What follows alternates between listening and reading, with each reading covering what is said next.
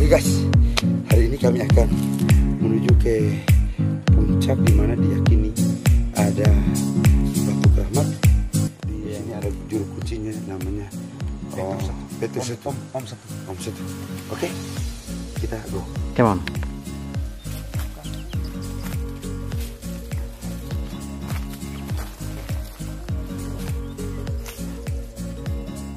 Ekstrim sekali medannya.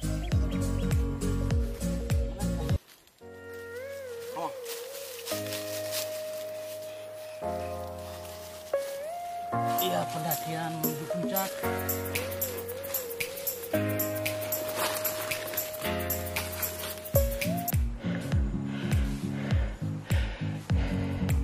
Sudah jauh.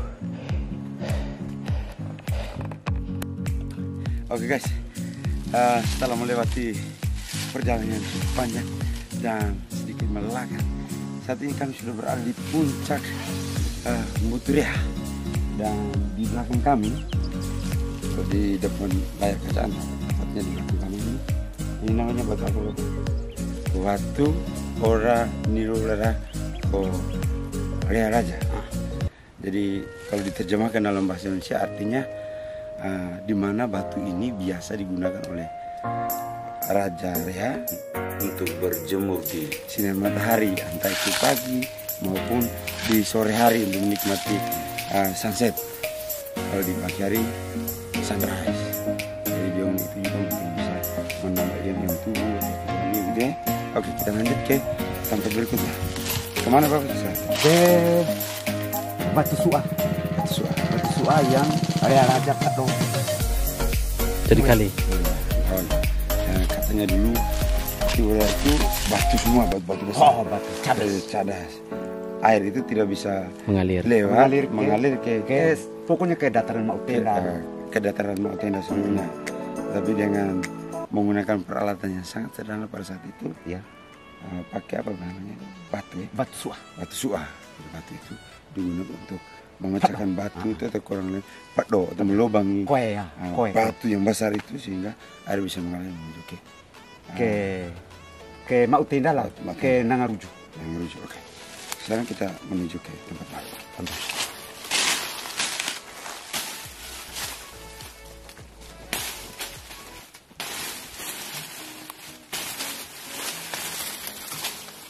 Oke, baik. Hai guys, jumpa lagi bersama saya di Everball Channel. Saat ini saya bersama Bapak Petrus Setusumbe. Tepat di hadapan kami berdua, saya bersama Om Setu ini. Ini adalah batu apa namanya Bapak? Batu Suah. Batu Suah. Kira-kira bagaimana sejarah atau cerita singkat tentang Batu Suah ini Bapak? Begini, menurut sejarah orang tua lepas turun temurun, bahwa Batu Suah ini yang kita berdua bisa panggil Frater sama Om Setu pegang ini, itu batu ini dipergunakan oleh Rea Raja untuk mau kasih lubang sungai di bawah Lorean, mengalir sampai ke laut, sampai Nangaruju, Kaupana. Dan dia mempergunakan batu ini Untuk menghancurkan batu-batu cadas yang ada di gali di bawah. Kira-kira cerita singkat tentang sungai itu dari mana? Sungai itu Sumber utamanya. dari Pak Dambahu. Dambahu sekitar Bokeo mengalirnya ke sini. Tapi dulu menurut kepercayaan, legenda, mitos, sungai ini mengalirnya ke arah Nabe. Dengan adanya Rea Raja gunakan batu ini, Batu Suah ini, dia pedo ini supaya mengalirnya bukan ke arah Nabe. mengalirnya ke arah timur, ke Nangaruju, ke Mau Tenda. Siapa sebenarnya Rea Raja itu sendiri? Rea Raja itu kalau menurut legenda dia sendirian dari mana dia, tapi kalau menurut cerita dia itu dari seberang lautan. Nah, dia datang dan tinggal di sini juga sudah turun temurun.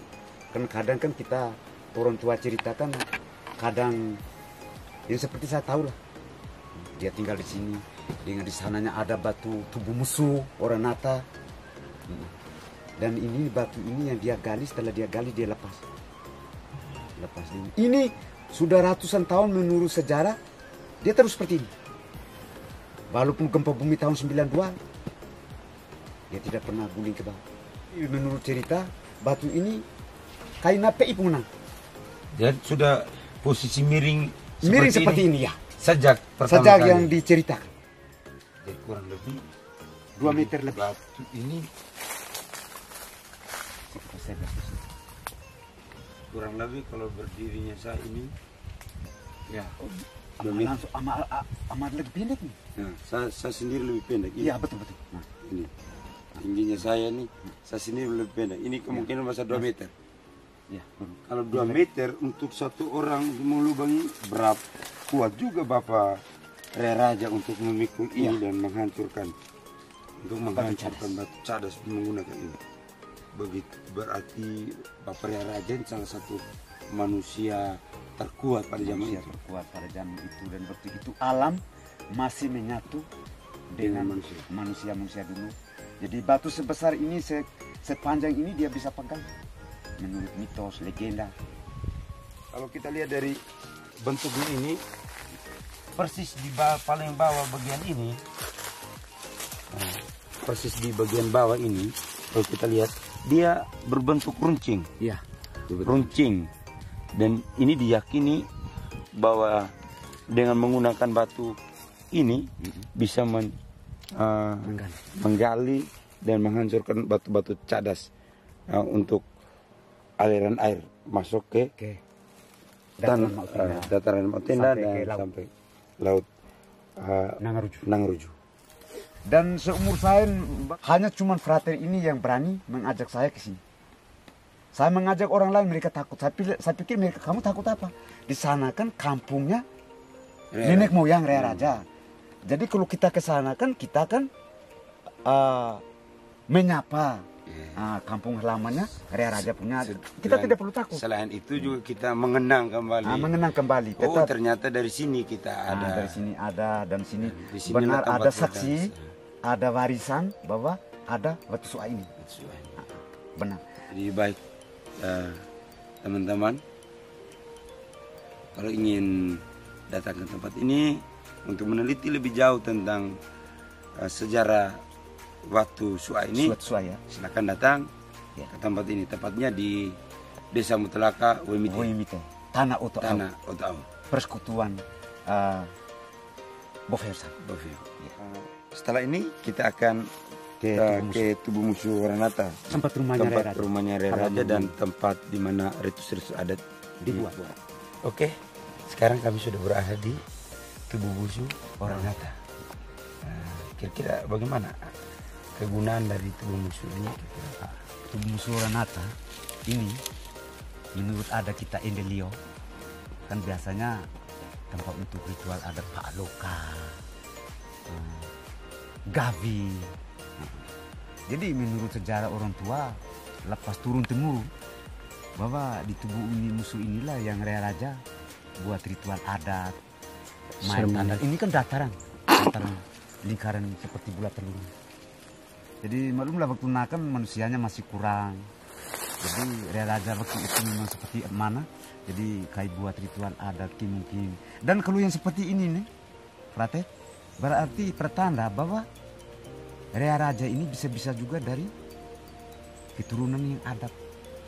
Karena yang memiliki ini seperti yang memiliki temu dengan nakan hanya musuh laki. Jadi kalau yang bentuk seperti nano tubuh musuh dengan batu nabek nano itu kan itu pertanda bahwa Rea Raja dulu punya adat di sini. Main tanda setelah panen.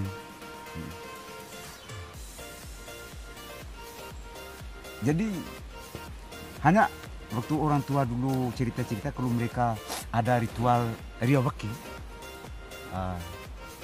termasuk saya punya bapak juga, itu kepala kerbau itu taruh di tempat ini, di tubuh musuh. Katanya. Dan saya juga saya tidak pernah ini saya lihat di sejarah. Dan batu suai itu mereka mau taruh ritual ada tidak saya tidak tahu. Cuman di sini tubuh musuh tempat ini biasanya seperti musuh laki, beki. Ini tempat tubuh musuh. Nah, kalau pohon ilah bahasa Indonesia kan? Pohon damar. Ini pohon damar ini.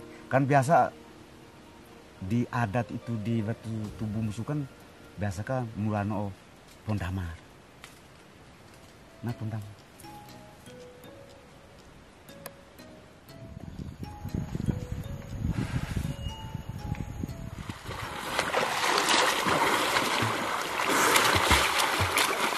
Wih, tinggi atas ya. Ini pakai seganteng kayak bisa mulu.